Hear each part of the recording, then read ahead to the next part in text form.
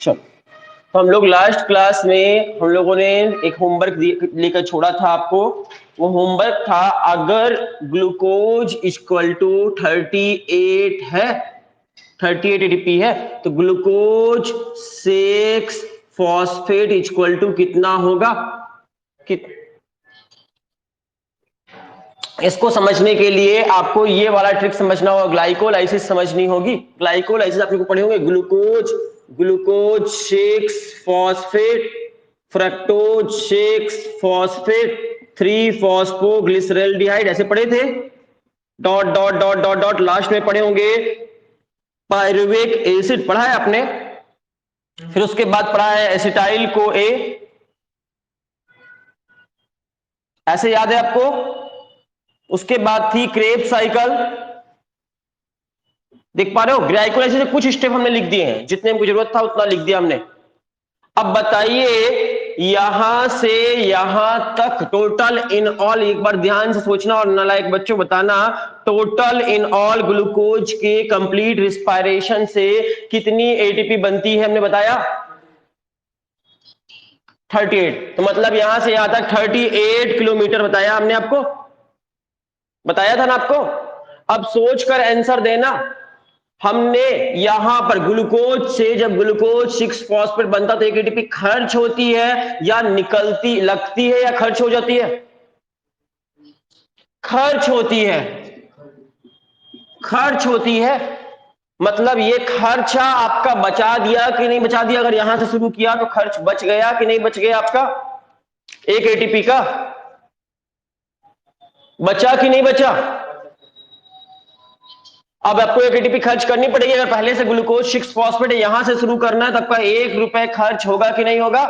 एक एटीपी बच गई, जो खर्च होने वाली थी वो नहीं हुई, समझना। तो ग्लाइकोलाइसिस के बारे में आपको पता होगा, ग्लाइकोलाइसिस में 10 एटीपी बनते हैं, उसमें से 2 एटीपी खर्च होते हैं, एक खर्च नहीं हुआ।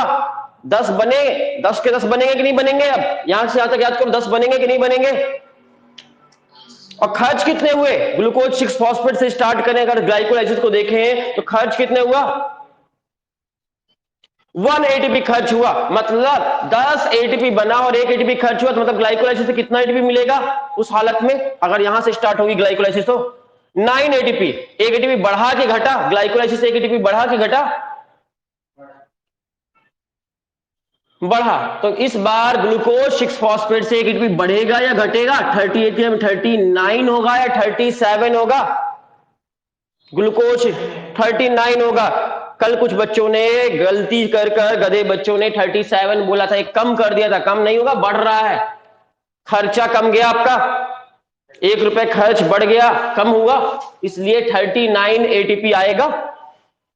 फिर आपको बताए थे, बताइए फ्रक्टोज 6 फॉस्फेट का बराबर कितना होगा, जितना इसका होगा उतना ही इसका होगा, कोई दिक्कत नहीं है। तो आपसे अगर फ्रक्टोज 6 फॉस्फेट पूछे तो क्या आंसर होगा, कितने एटीपी होगा, 39 ही रहेगा। फिर पूछे फ्रक्टोज 6 फॉस्फेट से आगे जाकर क्या बनेगा, फ्रक्टोज 1,6 डाई फॉस्फेट बनता है कि नहीं बनता। यहां पर दूसरा एटीपी खर्च होता है कि मिलता है, खर्च होगा कि निकलेगा,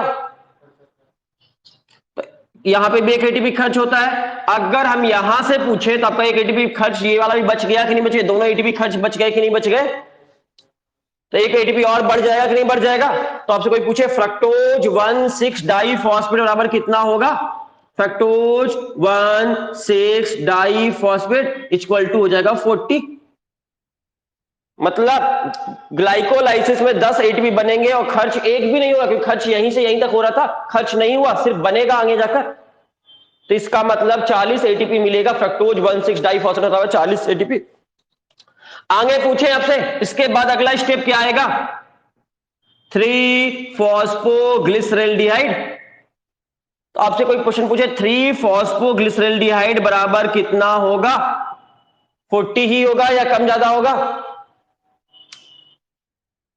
गलत जवाब, गलत जवाब, 20 हो जाएगा। वेरी गुड, जिसने बताया 20 उसका साइंस, क्योंकि एक फ्रक्टोज 1,6 डाइफॉस्फेट से 2 3 फॉस्फोग्लिसरॉल्डिहाइड बन जाएंगे, तो 40 एटीपी दो टुकड़ों में टूट जाएगा, इसलिए एक 3-फॉस्फोग्लिसरॉल्डिहाइड बराबर कितने एटीपी होगा? 20 एटीपी हो जाएगा। समझ में आ रही बात? ऐसे करके कैलकुलेट करते जाना। अब आपसे और आगे पूछ ले, इसको और आगे बढ़ा कर पूछ ले, लो सभी स्टेप का पूछा पढ़ा देते हैं। फिर इसके बाद क्या आएगा? 3-फॉस्फोग्लिसरॉल्डिहाइड के बाद 1,3-डाइफॉस्फोग्लिसरॉल्डिहाइड, इसके बराबर कितने एटीपी होगा? सेम 20 ही होगा। नेक्स्ट पूछे 1,3-डाइफॉस्फोग्लिसरिक एसिड बराबर कितना हो जाएगा? तो यहां पर एटीपी, गलत जवाब। यहां पर बताओ एटीपी खर्च होता था कि निकलता था? कितने एटीपी निकलते थे? 6 एटीपी, 2NADH2 निकलते थे, मतलब 6 एटीपी कम कर लो, 6 एटीपी कम कर लो, कितने में? 40 में से 6 कम कर लो, 40 में से ना, ये दो मॉलिक्यूल है ना, 2 में से 40 या 3 में से करें, हम करें एक 20 में से 3 कम कर दे, तो मतलब होगा यहां पर 1,3-डाइफॉस्फोग्लिसरिक एसिड इक्वल टू होगा 17 एटीपी। समझ पा रहे हो?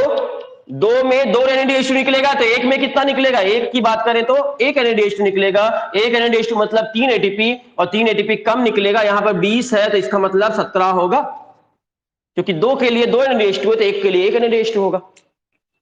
इस तरह अगर आपको समझ में आ रही है घटना, समझ में आ रही समझ लो, इसका मतलब 17 एटीपी। फिर आगे चलेंगे, 1,3-डाइफॉस्फोग्लिसरॉलिक एसिड से क्या बनेगा? 3-फॉस्फोग्लिसरिक एसिड बराबर कितना होगा? जल्दी बोलो। 17 ही होगा, 17 ही रहेगा। 2-फॉस्फोग्लिसरिक एसिड बराबर भी कितना रहेगा? 17 रहेगा। फिर आगे पूछे 2-फॉस्फोइनॉल पायरुविक एसिड बराबर कितना होगा? इसका मतलब भी 17 ही होगा, 17 ही रहेगा। और फिर पूछे पायरुविक एसिड में कितना हो जाएगा? तो यहां पर 2 एटीपी फिर निकलता था, याद करो, ये 2 एटीपी और कम मिलेगा, तो 2 एटीपी और कम कर दो, कितना बचा? 15। तो पायरुविक एसिड बराबर कितना हो जाएगा? 15 एटीपी हो जाएगा। इस तरह अलग अलग स्टेप के आपको समझा दिए। सिर्फ खैर इतने इंपॉर्टेंट नहीं है ये इतना हार्ड आपसे नहीं पूछेगा, ये बहुत ज्यादा हार्ड लेवल क्वेश्चन हमने पूछ लिया आपसे ट्रिक बताकर। जिसको ट्रिक आता तो वो कर सकता है, ये पूरे निकाल सकता है, लेकिन इतना हार्ड आपसे जनरली पूछेगा नहीं, इसलिए बाकी बच्चे दिमाग मत खराब करो।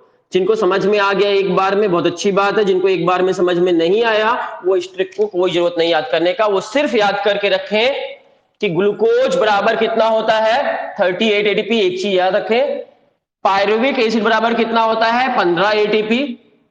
और एसिटाइल को बराबर कितना होता है? 12 एटीपी। ये 3 डाटा याद रख ले, बस काफी है उन बच्चों के लिए। बाकी बच्चों के लिए ये 3 डाटा इंपॉर्टेंट थे, ये 3 डाटा याद कर ले। बाकी ये सब जो बाकी के हैं वो आपके एक्स्ट्रा नॉलेज के लिए ऐसे बता दिए हमने, not important for your exam. चले आगे। हाँ बोलो। 16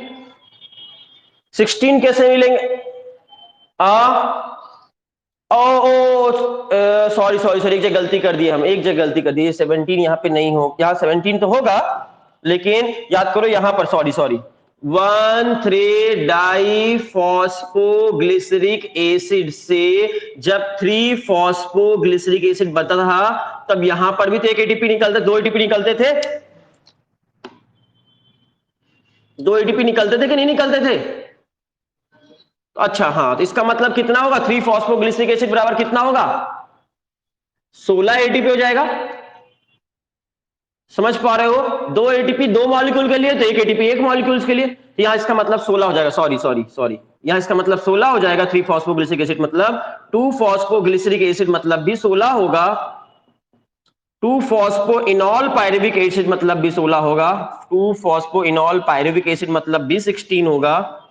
और पायरुविक एसिड में फिर 2 निकल जाएंगे, तो पायरुविक एसिड का मतलब कितना हो जाएगा?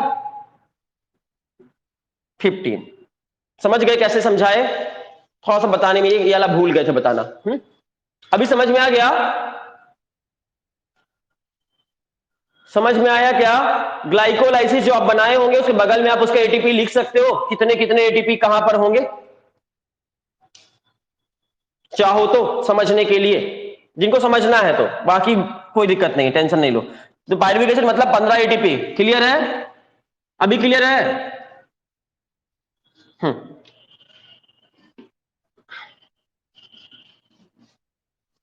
चलो आगे पढ़ते हैं। म्यूट करो बच्चों, पहले म्यूट करो, फिर भूल जाते हो म्यूट करना।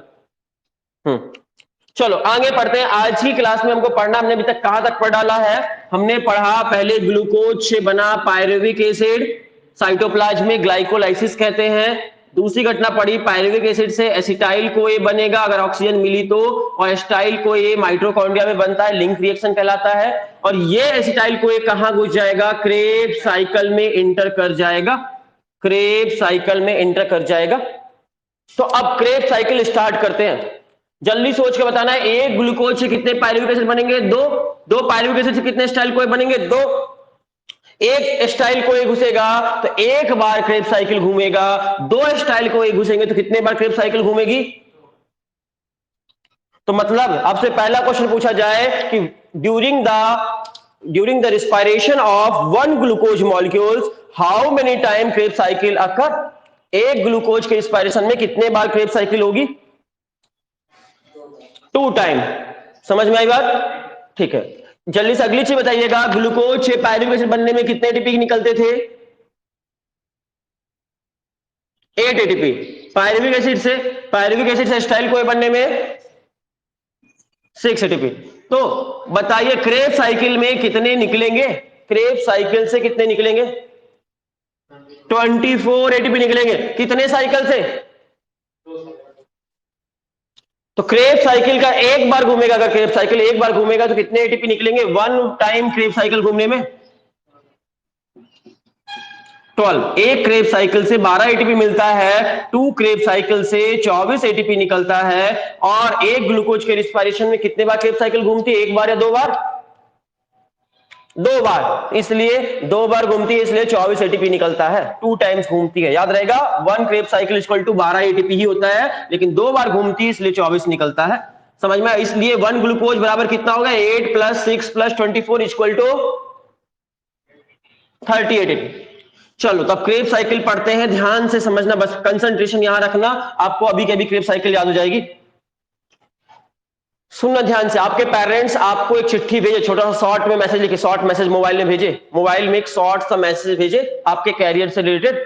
आपको भेजे क्या? बोले आपको सीए, चार्टेड अकाउंटेंट, सीए समझते हो ना? CA as okay. आपके पेरेंट्स ने क्या कहा? सीए एज ओके, सीए बन जाओ, सीए बनना सबसे अच्छा रहेगा आपके लिए। क्या बोला आपको? CH okay. आपको रिप्लाई में, मैसेज का रिप्लाई करना पड़ेगा कि नहीं करोगे? तो मैसेज का रिप्लाई करना, लेकिन शॉर्ट में करना, शॉर्ट में करना। रिप्लाई क्या किया हमने? एस एस, यस कहा, बाई ई एस ना लिखकर ना शॉर्ट में यस एस लिख दिया। Yes yes, father mother and other, father mother other सबको कह दिया। अदर मतलब समझते हो, रिलेटिव लोग भी बोलते हैं ना, तो यही ट्रिक है। सी ए एज okay, yes yes, father mother other. कोई दिक्कत ये ट्रिक याद होने में? सबको याद हुआ ये trick? C A is okay, yes yes, father mother other. चलो तो ये ट्रिक को हम शॉर्ट में लिख देते हैं, देखना इसको साइकिल के फॉर्म में लिखते हैं इसी ट्रिक को। सी ए एज ओ के, S S, father mother other. कोई दिक्कत? एक साइकिल बना के लिख दिया इस चीज को। इज को बस साथ में लिखना, आई ओ एस, इज साथ में रहेगा, बाकी सब कुछ अलग अलग लिख दिया। C A is okay, S S, father mother other. कोई दिक्कत यहां तक? नहीं होगी। अब इसको साइकिल बना दो, साइकिल बना दो, साइकिल बना दिए, ये साइकिल बना दिए, क्लॉकवाइज बना सकते हो ना साइकिल? ये बना दी हमने साइकिल। इतना सीख गए सभी बच्चों? C A is okay, yes yes, father mother other, इतना बनाना सबको आने लगा? 20, चलो 10% तो आप सीख गए, 10% सीख गए। अब अगली चीज, मेरे साथ आप लोग अपने मोबाइल का म्यूट बटन दबाकर, अपने मोबाइल का म्यूट बटन दबाकर मेरे साथ साथ बोलेंगे। जब बोलेंगे तो आपको अपने आप याद हो जाएगा ये चीज, इनका फुल फॉर्म। तो म्यूट बटन दबाकर बोलना है, क्योंकि मुझे बार बार सुनने की इच्छा नहीं है आप लोग की आवाज, इतने सारे लोग एक साथ, इसलिए म्यूट बटन दबा के लेकिन बोलना है, प्रैक्टिस करना है सभी को। Citrate cis एकोनाइटेट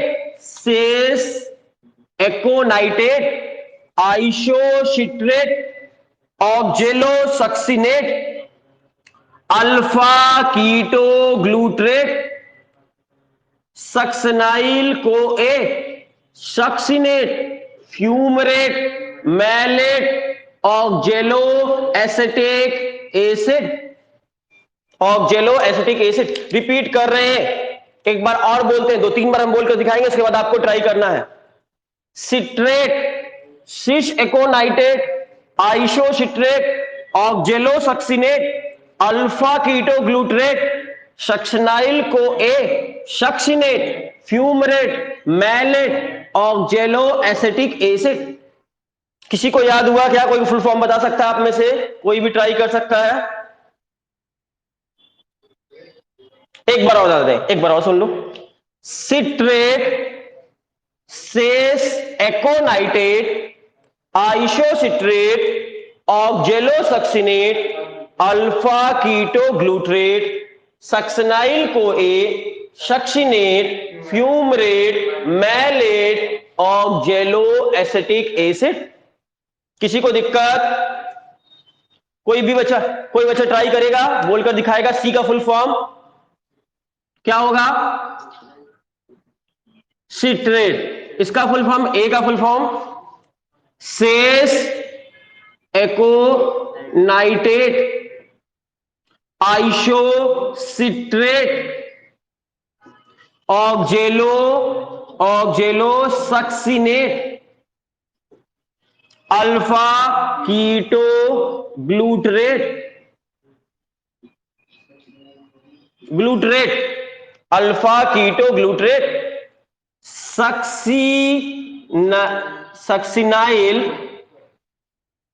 succinyl CoA succinate fumarate malate ऑक्जेलो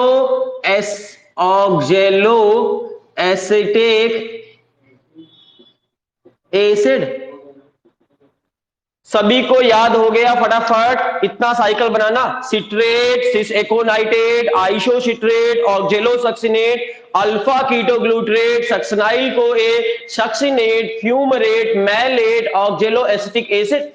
अगर हो गया है तो बोर्ड को देखे बिना, दो चीज अगर आपको याद हो गई है तो बोर्ड को देखे बिना अपनी कॉपी और पेन लीजिए। पहली चीज CA इज ओके SSFMO लिखिए, साइकिल बनाइए और सबका फुल फॉर्म लिख डालिए बिना देखे बोर्ड पे। बोर्ड को देखे बिना आप लोग फटाफट कॉपी पे 1 मिनट के अंदर करके दिखाइए। कितने लोग कर पाते हैं 1 मिनट में? इतना बनाकर दिखाइए। जिनको भूल जाए वो देख सकते हैं बोर्ड में, लेकिन ट्राई करो बिना देखे लिखने का। पहले ट्रिक याद करो, ट्रिक लिखो, ट्रिक के बाद सर्किल बनाओ और सर्किल के बाद उस ट्रिक का फुल फॉर्म लिखो हर एक वर्ड का। देखो कितने लोगों को याद रहता है, कितना याद हुआ आपको। आपके पास 1 मिनट का टाइम है, फटाफट लिख कर दिखाओ इतना जितना बोर्ड में बना है।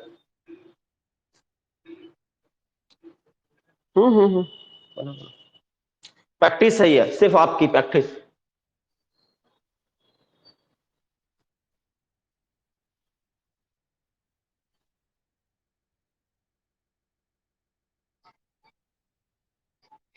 सक्सनाइल को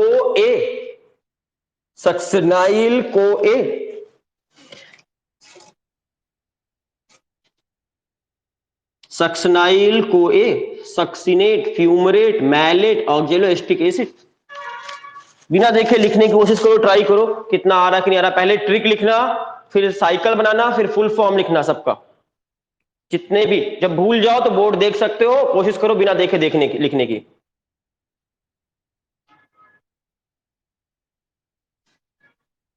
हो जाएगा तो बोलना, टाइम खत्म हो गया, 1 मिनट कंप्लीटेड।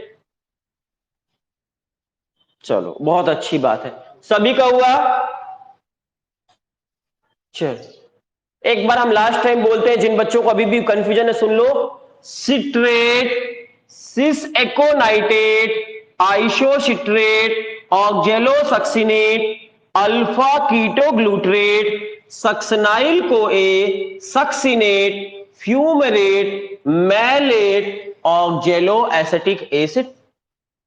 लिख लिया सभी ने? अगली चीज बढ़ाते हैं हम आपको। इस पूरे साइकिल, हाँ बोलो बोलो बोलो सर वाले बच्चे जल्दी बोलो।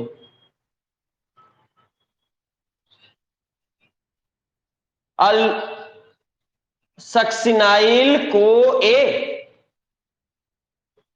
सक्सिनेट।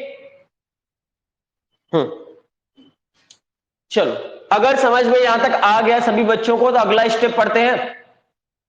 सबसे पहला क्या बना इसमें पूरी साइकिल में? सबसे पहले क्या बना? म्यूट करो भूषण फिर। सिट्रेट बना। सबसे पहला प्रोडक्ट क्या है? सिट्रेट। सिट्रेट को क्या सिट्रिक एसिड लिख सकते हैं क्या? एट और एसिड एक ही चीज होती है कि नहीं होती? एट एंड एसिड एक ही चीज होती है, याद रखना। कहीं पर एट लिखा हो या एसिड लिखा हो एक ही चीज है। तो इसको क्या सिट्रिक एसिड पढ़ सकते हैं क्या? क्या इसको सिस एकोनाइटिक एसिड पढ़ सकते हैं? देखो सभी को म्यूट करो म्यूट करो म्यूट करो। हाँ सुनना, हम बोलते हैं citric acid, cis aconitic acid, isocitric acid, oxalosuccinic acid, alpha ketoglutaric acid, succinic CoA, succinic acid, fumaric acid, malic acid, oxaloacetic acid. ऐसा लिख सकते हैं, गलत तो नहीं है? अगर किसी किताब में ऐसा लिखा है तो गलत तो नहीं लिखा है? नहीं लिखा। या इस ऑक्जेलो एसिटिक एसिड को ऑक्जेलो एसिटेट लिख सकते हैं क्या? समझ गए बात को? एट और एसिड एक ही चीज होता है। आपकी इच्छा, आप एसिड लिखना तो एसिड लिखो, एट लिखना तो एट लिखो, दोनों सही है, दोनों गलत नहीं है। इसलिए कोई किताब में एसिड लिखा हुआ मिलेगा, किसी किताब में एट लिखा हुआ मिलेगा, गलत दोनों नहीं है, दोनों सही है।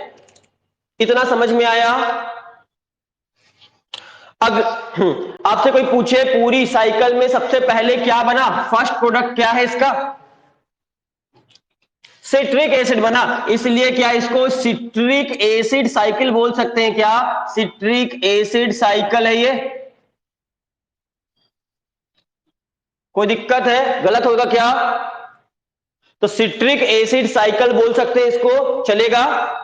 इसकी डिस्कवरी किसने की थी? इसकी डिस्कवरी की थी H.A. क्रेब्स नाम के साइंटिस्ट ने। साइंटिस्ट का नाम था H.A. क्रेब, और H.A. क्रेब नाम के साइंटिस्ट ने इसकी डिस्कवरी की थी। साइंटिस्ट के नाम में क्रेब था, इसलिए इसको क्रेब साइकिल बोल सकते हैं। अगर मैंने डिस्कवरी की होती, मेरा नाम पारस जैन है और मैंने डिस्कवरी की होती तो इसको जैन साइकिल बोल सकते थे ना। तो वैसे ही हाँ, इसकी डिस्कवरी किसने की थी? H.A. क्रेब नाम के साइंटिस्ट ने की थी, इसलिए इसको क्रेब साइकिल भी बोल सकते हैं, सिट्रिक एसिड साइकिल भी बोल सकते हैं। अब केमिस्ट्री थोड़ी बहुत आपको उनको आती हो तो गधे बच्चों जल्दी से बताइए, सिट्रिक एसिड का IUPAC नाम बताइए। सिट्रिक एसिड का IUPAC नाम। सिट्रिक एसिड तो पॉपुलर नेम में से कॉमन नेम है, IUPAC नेम होते हैं ना हर केमिकल के। सिट्रिक एसिड का IUPAC नाम किसी को याद है? पूरी क्लास के बच्चों किसी को याद है? वेरी गुड, सही आंसर, ट्राई कार्बोक्सिलिक एसिड। इसलिए इसको ट्राई कार्बोक्सिलिक एसिड बोलते हैं, इसलिए इसको ट्राई कार्बोक्सिलिक एसिड साइकिल बोल सकते हैं क्या? Try carboxylic acid cycle. Shortcut में ट्राई का शॉर्टकट T, कार्बोक्सिलिक का शॉर्टकट C और एसिड का shortcut A। TCA cycle shortcut में बोल सकते हैं क्या? तो चार नाम बता दिए, TCA cycle, try carboxylic acid cycle, citric acid cycle या क्रेब साइकिल। चारों एक ही चीज है कि अलग अलग है? हाँ, चारों का मतलब यही बोल रहा है आपको। हाँ, यही चीज बोल रहा है, चारों का मतलब। इतना बनाना सबको आने लगा है होपफुली, इतना सब लोग बना ले रहे हो। अगर इतना बनाना आने लगा तो अगला स्टेप पढ़ते हैं। अब आपको एरो लगाना सिखाते हैं। एरो कहां पर लगाना है? तो याद रखिए, लास्ट कहां पर खत्म हुआ?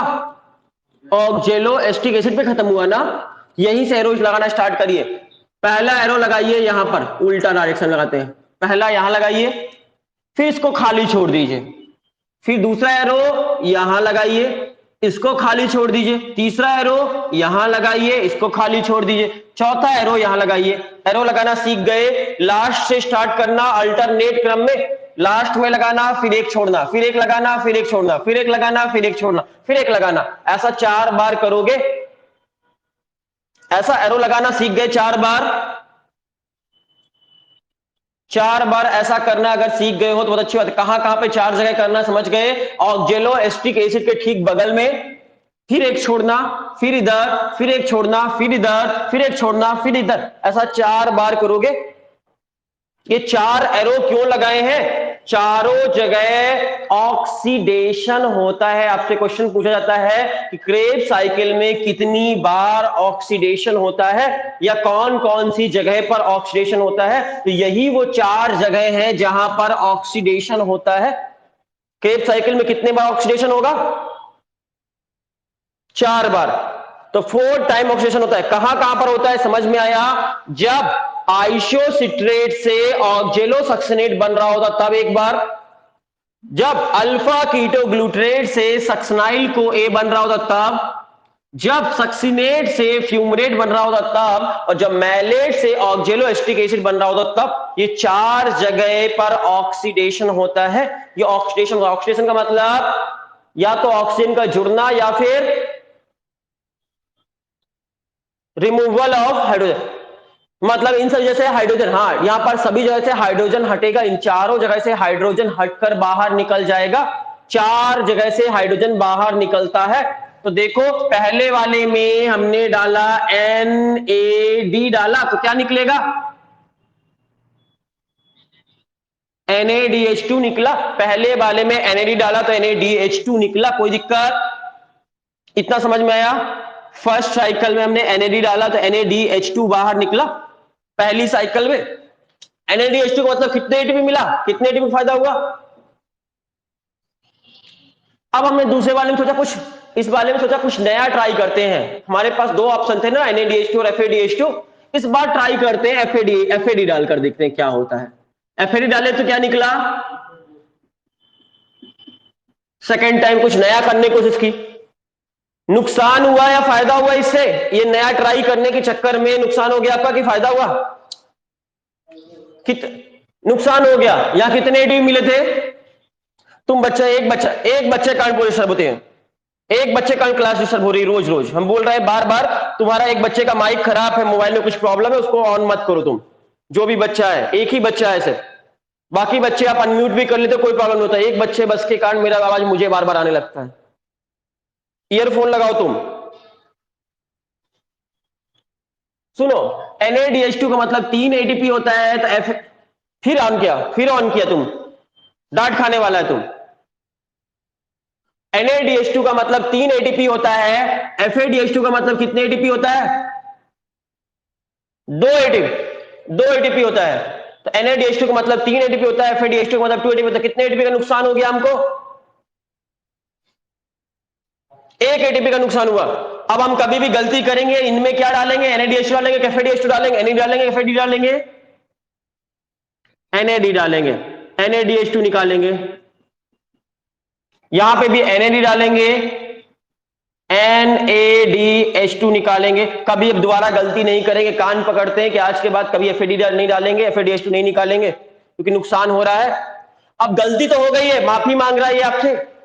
प्लीज, मुझे यहां पर गलती से मैंने नया ट्राई करने के चक्कर में FAD डाला, FADH2 निकाल दिया, 1 एटीपी का नुकसान हो गया। प्लीज प्लीज प्लीज कर रहा है। इसकी बात रिक्वेस्ट मान लेते हैं, एक्सेप्ट कर लिए। इतनी बार रिक्वेस्ट कर रहा है, इसकी रिक्वेस्ट मान लेते हैं। कितने का नुकसान हुआ भाई तुमको? 1 एटीपी का नुकसान हुआ। तुमको 1 एटीपी कवर कराते हैं। बगल में, यहां तो कुछ नहीं कर सकते, लेकिन बगल में जो एरो है, इस बगल वाले एरो से 1 एटीपी निकाल देते हैं, तुमको दे देते हैं। कितने एटीपी देंगे? एटीपी नहीं देंगे, एटीपी का भाई देंगे। एटीपी का भाई है GTP। एटीपी का मतलब होता है एडेनोसिन ट्राइफॉस्फेट। जीटीपी का फुल फॉर्म क्या होगा? Guanosine triphosphate. तो ग्वानोसिन ट्राइफॉस्फेट और एडेनोसिन ट्राइफॉस्फेट दोनों लगभग सेम चीजें के अलग अलग है, ऑलमोस्ट सेम है। ऑलमोस्ट सेम एनर्जी लेवल की बात करें, एनर्जी रिच कंपाउंड दोनों ही करेंसी है। इसके पास भी 3 फॉस्फेट, उसके पास भी 3 फॉस्फेट, ट्राइफॉस्फेट। इसलिए गुआनोसिन ट्राइफेज एटीपी का भाई बंधु है, उससे निकाल दिए, उस फॉर्म में एनर्जी निकाल दी। कौन सा यहां का जो छूट गया था, FADH2 के ठीक बगल वाले एरो में जीटीपी निकाल देंगे। कितने जीटीपी निकालेंगे? 1 जीटीपी निकालेंगे। 1 रुपए का लॉस हुआ था ना 1 लाख का। अब देखो ध्यान से, इतना कर ले, इतना करना आने लगा आपको। कहां पर एनएडी डालना है, कहां एनएडीएच निकालना है, कहां एफएडी डालना है, एफएडीएच निकालना है, करना आने लगा। कैसे? जिसको भूल गया हो सुन ले। लास्ट में एरो बनाएंगे, पहला वाला एरो, फिर एक छोड़ेंगे, फिर एक एरो, फिर एक छोड़ेंगे, फिर एक एरो, फिर एक छोड़ेंगे, फिर एक एरो। ऐसा 4 बार करेंगे। पहले वाले में एनएडी डालेंगे, एनएडीएच2 निकलेगा। दूसरे में एफएडी डालेंगे, एफएडीएच2 निकलेगा। तीसरे में एनएडी डालेंगे, एनएडीएच2 निकलेगा। चौथे में एनएडी डालेंगे, एनएडीएच2 निकलेगा। जहां पर एफएडीएच2 निकला उसके बगल में से जीटीपी निकाल देंगे, जीडीपी डालेंगे और जीटीपी निकाल लेंगे। GDP plus IP inorganic phosphorus डालेंगे तो जीटीपी बन जाएगा। बस इतना समझ में आ गया। अब ध्यान से देखो, ये एरो भरा हुआ है ना, बिजी है ना, ये वाला एरो बिजी है ना, ये वाला एरो बिजी है ना, ये वाला एरो बिजी है ना, सिर्फ एक खाली दिख रहा है। ये इतने सारे बिजी हैं और ये वाला खाली बैठा हुआ दिख रहा है आपको। देख रहे हो, ये बिजी, ये बिजी, ये बिजी, ये बिजी, बीच में एक खाली है। इतने सारे बिजी के बीच में इस खाली जगह को देखकर कौन सी गैस निकाल देंगे? यहां से CO2 गैस निकाल देंगे। बोलेंगे खाली, खाली नहीं रहो तुम। यहां से CO2 गैस निकालेंगे और CO2 गैस यहां निकलेगी तो इसके बगल से भी निकलती रहेगी। 2 जगह CO2 गैस निकलती है, 2 साइड पर CO2 गैस निकलेगी, यहां खाली जगह पर और खाली जगह के बगल में। इतनी चीज करना आने लगा तो लगभग 80% आपका खत्म हो गया। 70 to 80% क्रेब साइकिल आपको समझ में आ गया। अगर इतना करना आने लगा तो 70 से 80% आपका कंप्लीट हो गया। कोई दिक्कत? कोई दिक्कत बनाने में यहां तक? बहुत अच्छी बात है। Practice make you more perfect. जितना प्रैक्टिस करोगे उतना परफेक्शन आएगा। प्रैक्टिस करते रहो बार बार। हम यही कहेंगे, इस चैप्टर के लिए एक ही ट्रिक है, practice make you more perfect. Practice करोगे परफेक्शन आएगा। बार बार प्रैक्टिस करोगे, बार बार, उतना बेहतर होता जाएगा चैप्टर आपका। समझ में आया यहां तक आपको सभी को? इतना बनाना आने लगा सभी बच्चों को? कॉपी पेन से बना सकते हो। अब आपसे क्वेश्चन पूछते हैं, जल्दी से आंसर दीजिएगा। एंजाइम्स के नाम, एंजाइम्स के नाम बचे अब।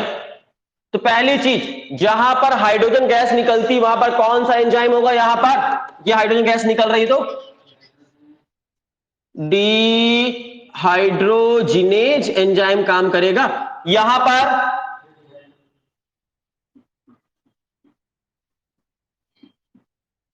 यहां पर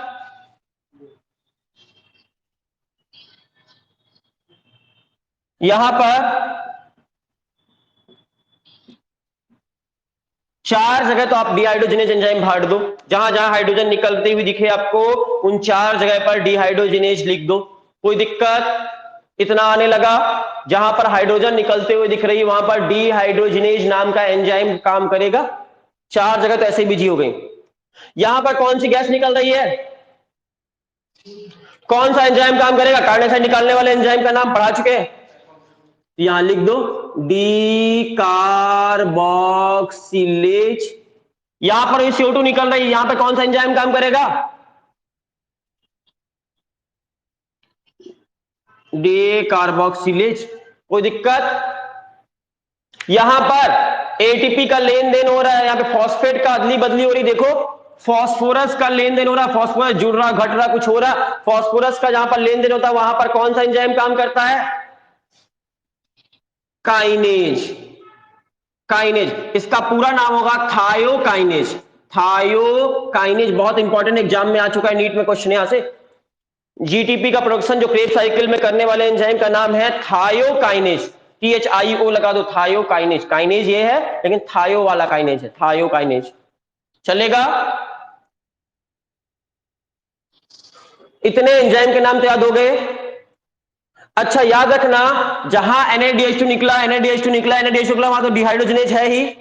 जहां FADH2 निकला वहां भी डिहाइड्रोजनेज है, लेकिन इस वाले डिहाइड्रोजनेज को थोड़ा अलग लिख देते हैं। FADH2 वाला डिहाइड्रोजनेज इसलिए थोड़ा सा अलग कर देते हैं।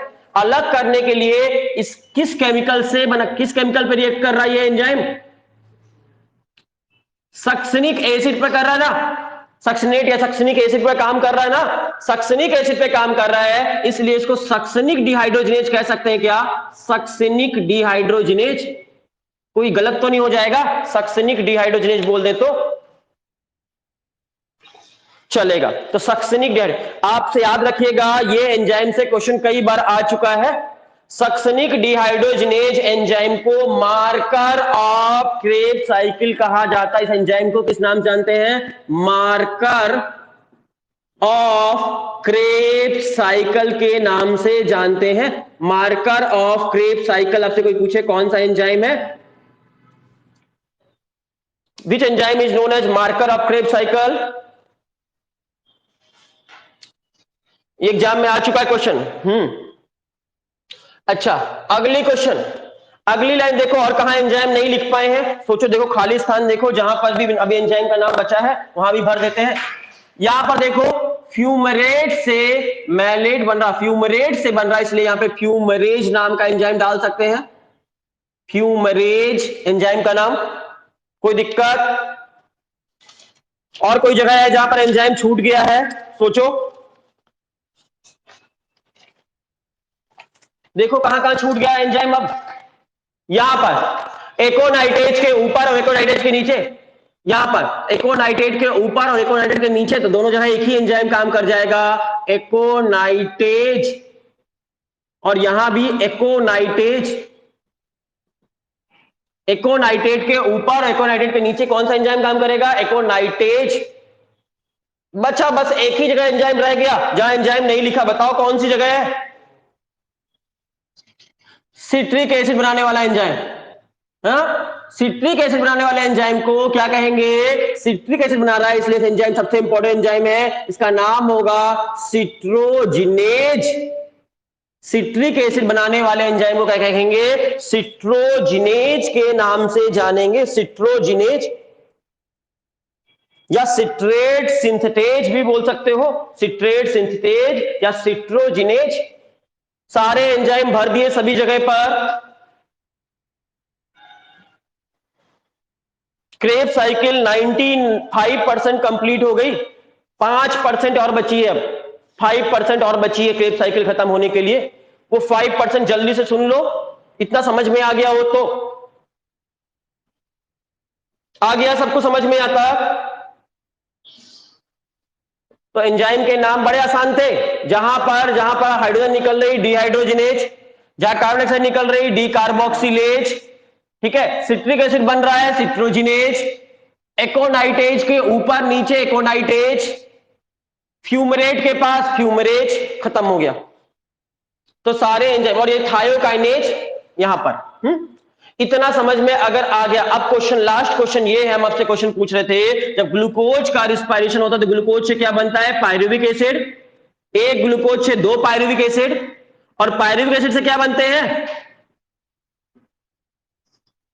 एस्टाइल कोए। और ये एस्टाइल कोए कहां घुसता है?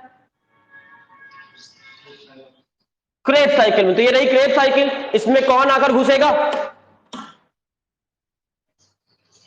कहां पर घुसेगा बेचारा? कहां पर घुसेगा? एस्टाइल कोए सोच रहा है मैं कहां पे घुसूं, तो सोच रहा है कौन रिसीव करेगा। क्वेश्चन पूछा जाता है, which chemical will receive the acetic acetyl कोए इन क्रेब्स साइकिल। एग्जाम में आया हुआ क्वेश्चन है। आपको ऑप्शन है सिट्रेट, और दूसरा ऑप्शन है ऑक्जेलोएसिटिक एसिड, तीसरा ऑप्शन है मैलेट, चौथा ऑप्शन है अल्फा कीटोग्लूट्रेट। इन चारों में से कौन सा केमिकल है जो आपको एस्टाइल कोए को रिसीव करेगा? गलत जवाब, गलत जवाब बच्चों। आंसर है ऑक्जेलो acetic acid will receive the, यही रिसीव करेगा। किसको रिसीव करेगा? किसको रिसीव करेगा? एसिटाइल कोए को। एसिटाइल कोए यहां से एंट्री करेगा, एसिटाइल कोए जो एंट्री करेगा, एसिटाइल कोए को कौन रखेगा अपने पास? Oxaloacetic acid. और एसिटाइल कोए और ऑक्जेलोएसिटिक एसिड रिएक्शन कर लेंगे तो क्या बनेगा? सिट्रेट। सिट्रेट कैसे बनता है? कोई पूछे सिट्रेट कैसे बनता है, कौन से केमिकल के मिलने से बनता है क्रेब्स साइकिल में? हाँ, एसिटाइल कोए जब ऑक्जेलोएसिटिक एसिड के साथ रिएक्शन करता है, ये दोनों मिलते हैं तब सिट्रिक एसिड बनता है। तो फर्स्ट प्रोडक्ट कौन सा बना पूरे क्रेब साइकिल में? First product citric acid. और who is the acceptor of acetyl CoA in Kreb cycle?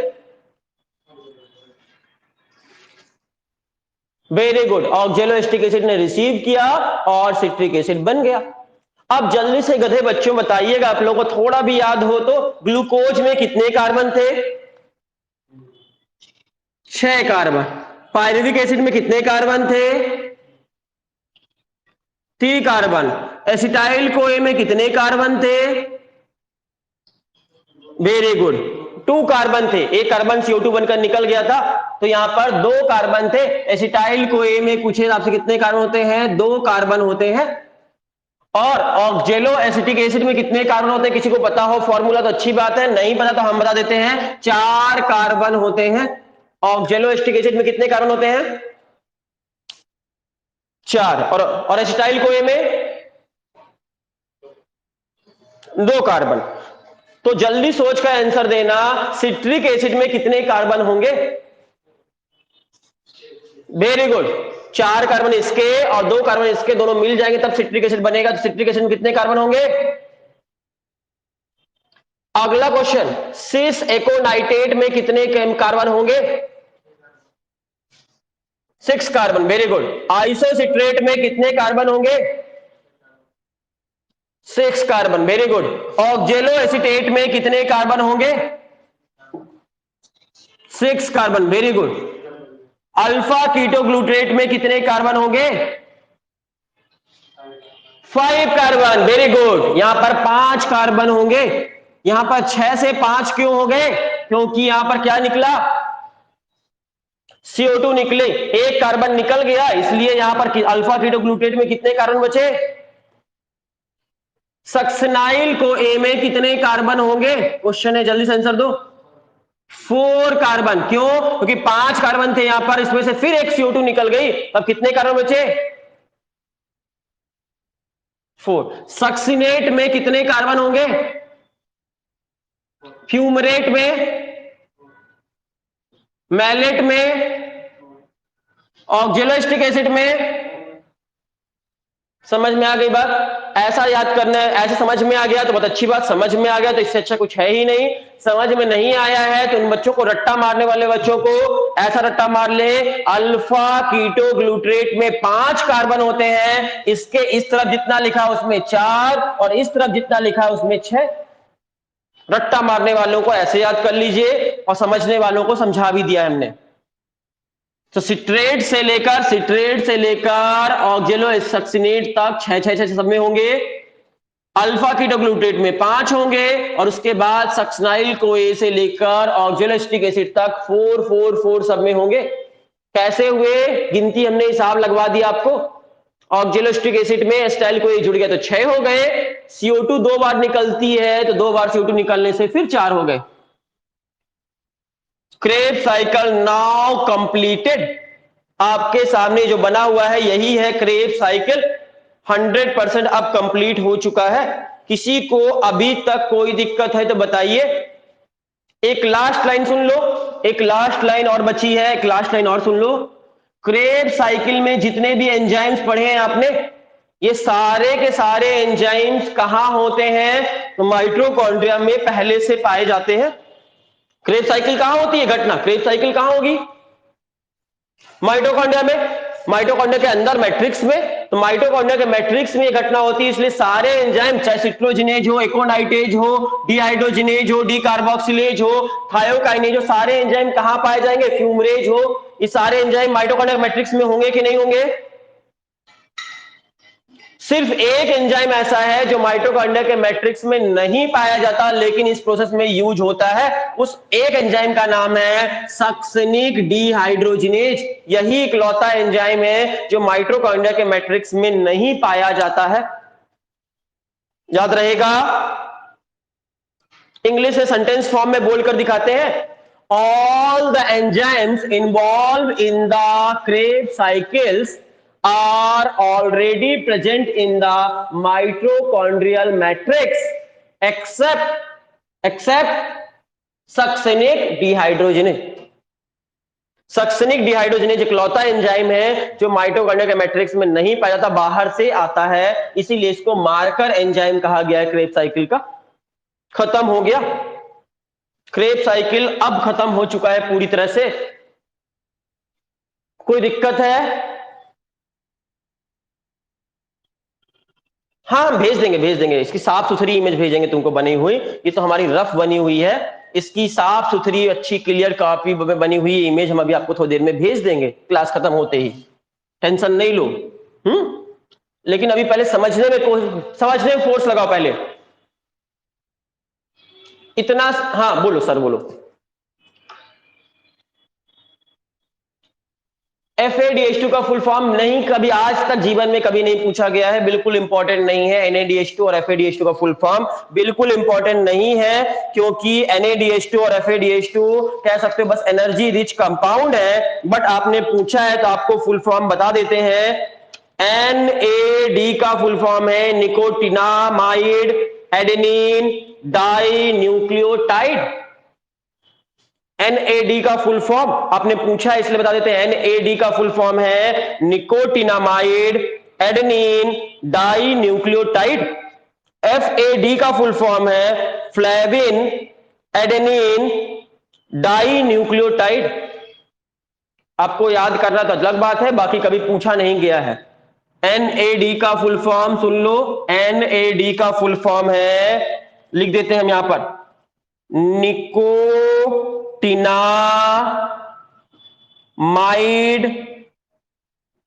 Adenine dinucleotide. FAD का फुल फॉर्म लिख देते हैं। FAD का फुल फॉर्म है फ्लेविन एडेनिन डाई न्यूक्लियोटाइड। सुन लो एक बार, बता दिए, अब तुमने पूछ लिया तो इसलिए बता दिया हमने, लेकिन कभी पूछा नहीं जाता है जनरली। ठीक है, तो ये निकोटिनामाइड, ये फुल फॉर्म देख लिया आपने, नहीं दिख रहा, अब दिखा, nicotinamide adenine dinucleotide, flavin adenine dinucleotide, ये दोनों NAD और FAD के फुल फॉर्म है। और हाइड्रोजन का फुल फॉर्म पता है ना, H2 का फुल फॉर्म हाइड्रोजन है। चलो कोई दिक्कत यहाँ तक? मेन उसका वो इंपॉर्टेंट नहीं है, इंपॉर्टेंट ये चार्ट बनाना है। ये चार्ट बनाना सबको आने लगा क्या? एक बार फिर देखेंगे चार्ट बनाना, ध्यान से देखो। बनाएंगे कैसे? सबसे पहले लिखना CAHOKS फादर मदर अदर, लिख लोगे। फिर उसके बाद सेकंड स्टेप करना, एरो, ये साइकिल बना देना, साइकिल बना दिए। फिर इसके बाद अगला काम करना, ठीक है, इनका फुल फॉर्म लिखना, जरूरत हो तो लिखना, जरूरत ना हो, एग्जाम में क्वेश्चन सॉल्व करने के लिए कर रहे हो तो आपको फुल फॉर्म लिखने की जरूरत नहीं है, क्योंकि एग्जाम में क्वेश्चन सॉल्व करने के लिए आपको जो जरूरत है वो बनाना, उतना बनाना सिर्फ। Full form citrate cis aconitate isocitrate oxalosuccinate alpha ketoglutarate succinyl CoA succinate fumarate malate oxaloacetic acid. ये फुल फॉर्म जिस जरूरत लगे तो लिखना, जरूरत ना लगे तो लिखने की जरूरत नहीं, दिमाग में याद होना चाहिए, काफी है। जो शॉर्ट एग्जाम में बनाते हो तो फुल फॉर्म लिखने की जरूरत नहीं है, वहां पर इतना टाइम बर्बाद नहीं करना है, शॉर्टकट से काम चलाना है। उसके बाद एरो लगाना है, लास्ट ऑक्जेलोएसिटिक एसिड के पास से एक एरो लगाना, एक खाली छोड़ना, फिर एक लगाना, एक खाली छोड़ना, फिर एक लगाना, फिर एक खाली छोड़ना, फिर एक लगाना, इतना करना। पहले वाले में NADH2 निकालना, दूसरे में FADH2 निकालना, तीसरे में NADH2 निकालना, चौथे में NADH2 निकालना। जहां पर FADH2 निकाले उसके बगल से क्या निकाल देना? GTP निकाल देना। और देखना कि ये एरो बिजी हो गया, ये एरो बिजी हो गया, ये एरो बिजी हो गया और ये एरो बिजी हो गया, बीच में एक खाली एरो दिख रहा है, उस खाली एरो से क्या निकाल दोगे? खाली जगह देखकर CO2 निकाल देना। उसके बगल वाले से भी CO2 निकाल देना, दो जगह CO2 निकल जाएगी। अब इतना कंप्लीट हो गया, अगला काम करना, क्या काम करना? एंजाइम भर देना। एंजाइम एकोनाइटेज के अगल बगल, एकोनाइटेज एंजाइम, हाइड्रोजन ज्यादा निकल रही, डिहाइड्रोजिनेज डिहाइड्रोजिनेज डिहाइड्रोजिनेज डिहाइड्रोजिनेज, इसका नाम पूरा लिख देना सक्सिनिक डिहाइड्रोजिनेज, सक्सिनिक के बगल में है तो। कार्बन से ज्यादा निकले, डी कार्बोक्सिलेज डी कार्बोक्सिलेज, ठीक है। फ्यूमरेट, फ्यूमरेट के बगल में फ्यूमरेज, सिट्रिक एसिड बनाने वाले को सिट्रोजिनेज। बस खत्म हो गए, सारे एंजाइम के नाम हो गए। और ये थायोकाइनेज, ये इंपॉर्टेंट है, जहां पर जीटीपी निकले वहां थायोकाइनेज। इतनी सी बात समझ में आ गई। अब देखो, इतना समझ गए हो, फिर एसिटाइल को ए एंट्री करा देना। एसिटाइल को ए कहां एंट्री करेगा? ऑक्जेलोस्टिक एसिड रिसीव करेगा और सिट्रिक एसिड बनाएगा। कार्बन का नंबर यहां 2 होगा, यहां 4 होगा, दोनों मिलकर 6 6 6 6 6 चलेंगे। यहां CO2 जहां से निकल गई वहां से 5 हो जाएगा, फिर एक CO2 निकल गई तो 4 हो जाएगा, 4 4 4 4 4 4। कार्बन का नंबर ऐसे कर लेना। उसके बाद अगला चीज क्या करना है आपको, इतना समझ में आ गया। अब यहां पर देखना, यहां पर 2 एंजाइम एक साथ लिखे हुए हमने, डिहाइड्रोजिनेज डी कार्बोक्सिलेज, 2 एंजाइम एक साथ है। साथ ही साथ यहां देखो, अगला स्टेप में अल्फा कीटोग्लूटरेट से क्या बन रहा है, यहां पर क्या बन रहा है, ये सक्सिनाइल को ए बन रहा है कि नहीं बन रहा? इसलिए को ए यहां पर एक्स्ट्रा में आ रहा है कि नहीं आ रहा? को ए की जरूरत होगी कि नहीं होगी बनने के लिए? तो देखो क्या क्या जरूरत पड़ी, dehydrogenase decarboxylase coenzyme ए, और मैग्नीशियम आयन की प्रेजेंस में घटना होगी, लाइपोइक एसिड की प्रेजेंस में होगी, थायमीन पायरोफॉस्फेट की प्रेजेंस में होगी, और इन सब की प्रेजेंस में एक साथ यहां पर इतनी सारी चीजें आ गई। देखो क्या क्या लिख दिया, dehydrogenase decarboxylase coenzyme A, magnesium ion, lipoic acid, thiamine pyrophosphate, इतनी सारी चीजें यहां पर घुस रही हैं।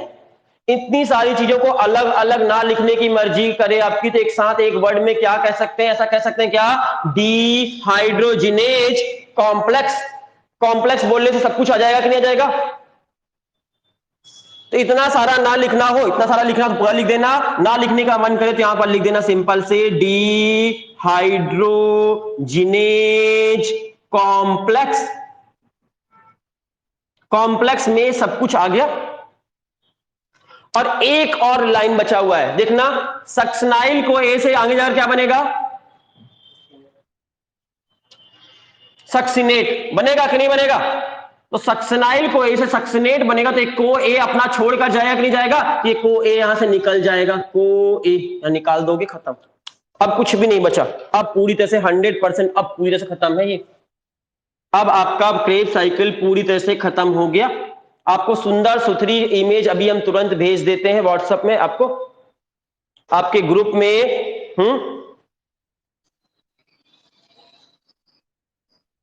सक्सिनाइल को ए से सक्सिनेट बन रहा ना, तो इससे को ए जो है वो यहां से निकलकर भाग जाएगा। थायोकाइनेज एंजाइम से जीटीपी तो निकलेगा ही निकलेगा, साथ में एक चीज और निकलेगा, वो क्या निकलेगा, को ए। अब आपको ये पूरा का पूरा क्रेब साइकिल बन चुका है। अब आपको समझाना जितना था मैंने समझा दिया, समझाने की चीज आपको क्लियर हो गई। साफ सुथरा लिखा हुआ, मेरी राइटिंग समझ में नहीं आ रही हो तो साफ सुथरा राइटिंग में लिखा हुआ भी आपको व्हाट्सएप में तुरंत भेज देंगे ग्रुप में। लेकिन अब आपकी बारी है प्रैक्टिस करने की।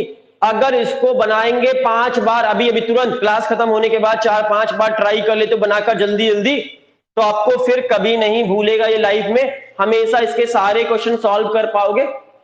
और अगर इसको प्रैक्टिस नहीं करते हो तो आपका ये थोड़ी देर के बाद भूल जाएगा, जैसा था वैसा आपको फिर से कुछ समझ में नहीं आएगा।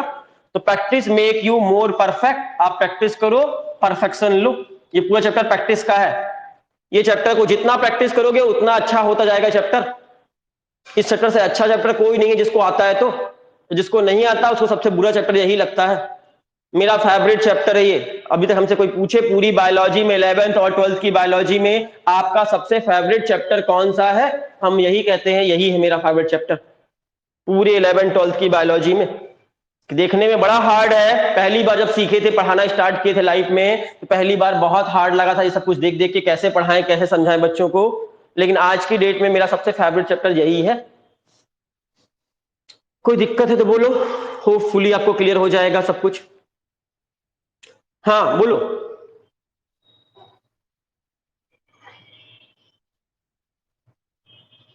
वो पायरुविक एसिड, सुनो मेरी बात सुनना, पायरुविक एसिड बनाते समय यूज हो रहा था, इसलिए पायरुवेट डिहाइड्रोजनेज कॉम्प्लेक्स कहा था हमने। यहां पर पायरुविक एसिड का कोई काम है क्या? यहाँ पायरुविक एसिड कहीं आसपास में दिख रहा तुमको? तो इसलिए यहाँ पे पायरुवेट बोलेंगे क्या? यहां पर सिर्फ इसको क्या बोलेंगे? डिहाइड्रोजनेज कॉम्प्लेक्स बोलेंगे यहां पर। समझ में आया? जैसे काइनेज एंजाइम, पायरुविक एसिड के पास जो एंजाइम काइनेज एंजाइम था उसको पायरुवेट काइनेज कहते थे। तो जिसके आसपास केमिकल जो था, जैसे इसको सक्सिनिक एसिड के आसपास ये डिहाइड्रोजनेज, इसलिए सक्सिनेट डिहाइड्रोजनेज कहते हैं। ये बताने के लिए है ये डिहाइड्रोजनेज एंजाइम ओनली, लेकिन ये बताने की कोशिश कर रहे हैं कि सक्सिनिक एसिड के आसपास में रहता है ये, इसलिए जहां पर जिसको इंपॉर्टेंस बताने के लिए उसको उसके नाम के साथ ऐड कर देते हैं, वहां के आसपास के नाम के साथ जोड़ देते हैं। समझ में आई बात? थोड़ा स्पेसिफिक कर देते हैं। तो सक्सिनिक एसिड के साथ काम कर रहा है, यह स्पेसिफिक है, बाकी और किसी के साथ काम नहीं करेगा, सिर्फ सक्सिनिक के साथ काम करेगा डिहाइड्रोजनेज, इसलिए इसका नाम सक्सिनिक डिहाइड्रोजनेज रख दिए। समझ गए? पायरु तो आपको वही डिफरेंस, आपका कोई खास डिफरेंस नहीं है वही डिहाइड्रोजनेज कॉम्प्लेक्स ही है, बट वो पायरुविक एसिड के पास था, इसलिए पायरुवेट डिहाइड्रोजनेज कॉम्प्लेक्स कहां पर यूज होता है? आपसे क्वेश्चन पूछे, अब गलती मत करना बच्चा, आप ही से क्वेश्चन है। Pyruvate dehydrogenase complex occur in glycolysis, link reaction, Krebs cycle, और both link reaction and Krebs cycle both, चौथा ऑप्शन कौन सही होगा? लिंक रिएक्शन सही होगा। पायरुवेट डिहाइड्रोजनेज कॉम्प्लेक्स पूछा हमने, पायरुवेट डिहाइड्रोजनेज कॉम्प्लेक्स, तो pyruvate dehydrogenase complex link reaction में पढ़ाया था आपको। यहां पर सिर्फ डिहाइड्रोजनेज कॉम्प्लेक्स है ये, पायरुवेट यहां पर कहीं कोई जिक्र नहीं है पायरुवेट के आसपास का, इसलिए पायरुवेट डिहाइड्रोजनेज कॉम्प्लेक्स नहीं कहलाएगा ये। तो लिंक रिएक्शन सही आंसर होगा। चलेगा? चलो तो मेरी तरफ से चैप्टर आपका ये मतलब क्रेब साइकिल खत्म हुआ आज की क्लास में। कल हम आपसे क्रेब साइकिल से क्वेश्चन पूछेंगे, जब आप प्रैक्टिस कर कर आओगे क्वेश्चन इसको पूरे अच्छे से, तो क्रेब साइकिल से क्वेश्चन कैसे कैसे आते हैं, कहां कहां से क्वेश्चन आते हैं, कैसे फंसा फंसा क्वेश्चन पूछा जा सकता है, वो अब हम आपसे कल पूछेंगे। इसको आप बढ़िया से प्रैक्टिस कर लोगे अगर, तो आप सारे क्वेश्चन का आंसर कल दे पाओगे, जितने भी क्वेश्चन हम पूछे। अगर ये आपको बनाना अच्छे से आता है, वो भी 1 मिनट वाला, इतनी प्रैक्टिस कर ली आपने, मोर प्रैक्टिस परफेक्ट 5 से 6 बार मिनिमम बनाकर देख लिया, तो आप बिना देखे तो आप फिर बढ़िया से बता पाओगे, कल के सारे क्वेश्चन का आंसर दे पाओगे। तो कल इसकी प्रैक्टिस करेंगे और फिर कल पढ़ेंगे इलेक्ट्रॉन ट्रांसपोर्ट सिस्टम, इस चैप्टर का लास्ट इंपॉर्टेंट टॉपिक। ठीक है? एनसीईआरटी बुक से हम इसको कनेक्ट नहीं करके पढ़ा रहे हैं, क्योंकि चैप्टर के क्वेश्चन पहले कॉन्सेप्ट क्लियर कर रहे हैं। अब एनसीईआरटी से करेक्ट करना है तो वो आपको या तो खुद कर लीजिएगा, या कहोगे तो हम करेक्ट करवा देंगे, टेंशन मत लेना। अगर जरूरत लगा तो हम कनेक्ट करा देंगे पढ़कर लाइन बाय लाइन। ठीक है? कनेक्टिंग की बात करें तो पहले कॉन्सेप्ट क्लियर कर रहे हैं, ये आपके कॉन्सेप्ट क्लियर हो रहे हैं, कॉन्सेप्ट क्लियर हो जाएंगे तो एनसीईआरटी की लाइन रीडिंग बस मारना रह जाएगा, बस वहां से। ठीक है? वहां से रीडिंग मार के कॉन्सेप्ट, आपके कॉन्सेप्ट पहले क्लियर कर रहे हैं, ये कॉन्सेप्ट क्लियर हो रहे हैं, कॉन्सेप्ट क्लियर हो जाएंगे तो फिर रीडिंग बचेगी एनसीईआरटी की, तो वो कर लेंगे। थैंक यू फिर आज की क्लास के लिए, यहां तक के लिए। कल फिर सेम टाइम पे मिलते हैं बच्चों। Bye bye. बाय बच्चों।